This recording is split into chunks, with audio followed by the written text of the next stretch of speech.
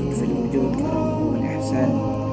أشهد أن لا إله إلا الله وحده لا شريك له، وأشهد أن محمدا عبده ورسوله. اللهم صل وسلم وبارك وكرم وعظيم على نور الأنوار وسر الأسرار وتليك الأخيار ومفتاح باب اليسر سيدنا ومولانا محمدين المختار وآله الأطهار وأصحابه عدد نعم الله وأطوانه. Alhamdulillah, segala puja dan syukur kita atas kehadiran Allah Subhanahu wa taala, di mana Allah Subhanahu wa taala telah memberikan kita suatu kenikmatan yang mulia, suatu kenikmatan yang besar, satu kenikmatan yang agung, yaitu kenikmatan kelahiran baginda Nabi besar Muhammad sallallahu alaihi wasallam. Salawat berserta salam kita haturkan kepada junjungan kita Nabi besar Muhammad sallallahu alaihi wasallam. Baiklah, perkenalkan, nama saya Khairul Imam dengan NIM 12508028 dengan Prodi Manajemen Dakwah Fakultas Dakwah dan Komunikasi Islam. Saya membuat tugas ini untuk menyempurnakan mata kuliah saya, yaitu Ulumul Quran yang berjudul Asbabun Nuzul, yang diampuh oleh Ibu dosen Muhafizah SAG MAG, mudah-mudahan selalu dalam lindungan Allah Subhanahu wa taala. Baiklah, saya akan menjelaskan tentang Asbabun Nuzul. Pengertian Asbabun Nuzul. Ungkapan asbab al-nuzul merupakan bentuk idhofah dari kata asbab dan nuzul. Secara etimologis, asbab al-nuzul adalah sebab terjadinya sesuatu. Semua fenomena yang mendasari peristiwa itu dapat disebut asbab al-nuzul. Sedangkan secara terminologi atau istilah asbab al-nuzul dapat diartikan sebagai sebab-sebab yang mengiringi diturunnya karena ada suatu peristiwa yang membutuhkan penjelasan atau pertanyaan yang membutuhkan banyak pengertian terminologi yang dirumuskan di antaranya pertama menurut Az-Zarqani. Beliau mengatakan asbab an-nuzul adalah suatu hal atau kejadian khusus yang berkaitan dengan turunnya ayat-ayat Al-Quran sebagai penjelas hukum pada saat kejadian.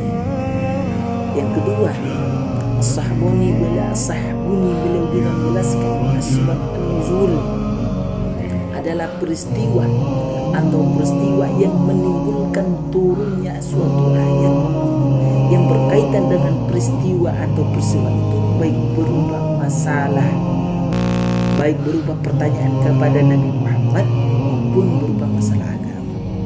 Yang ketiga, Suhbi Saleh beliau juga mengatakan asbab an-nuzul adalah suatu ayat Al-Quran atau lebih sebagai tanggapan terhadap suatu peristiwa atau sebagai penjelasan hukum pada saat peristiwa itu terjadi.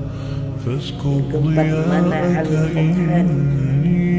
Beliau juga mengatakan asbab an-nuzul adalah peristiwa yang menuntun turunnya Al-Quran dan waktu terjadinya peristiwa itu, baik berupa peristiwa maupun pertanyaan kepada Nabi. Yang kelima, Al-Baqi beliau juga pernah berkata asbab an-nuzul adalah peristiwa sebelum turunnya ayat, walaupun sebenarnya itu masih jauh, seperti adanya peristiwa gajah dengan surah Al-Fil.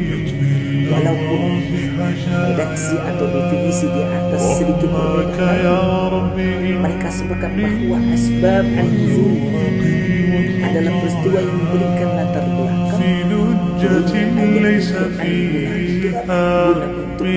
untuk menjelaskan dan merasakan pertanyaan-pertanyaan yang timbul dari peristiwa tersebut atau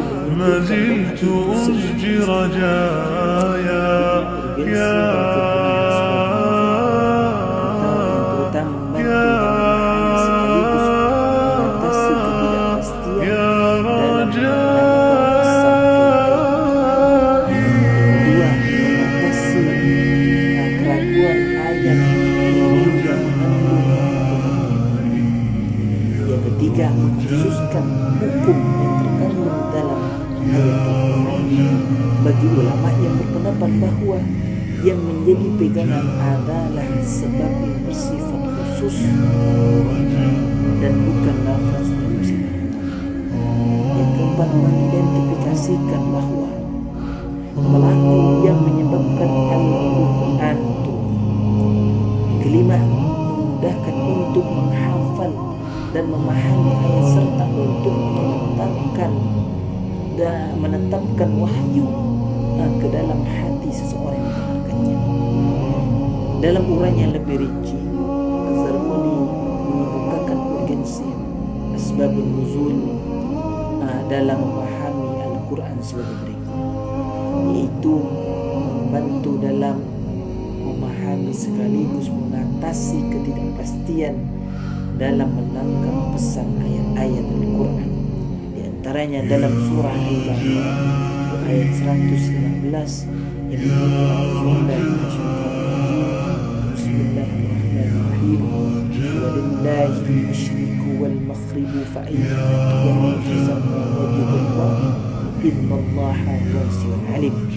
Dan kepunyaan Allah adalah timur dan barat, maka kemana juga pun kamu menghadap, di sana menghadapi Allah. Sesungguhnya Allah maha luas dan maha bahwa timur dan barat merupakan kepunyaan Allah Subhanahu wa Ta'ala. Mungkin hanya ini yang dapat saya sampaikan. Kurang lebihnya saya mohon maafkan. Assalamualaikum warahmatullahi wabarakatuh. Sudah berapa kali ku bilang kalau videonya udah selesai. Lah udah selesai. Bye bye sepuh.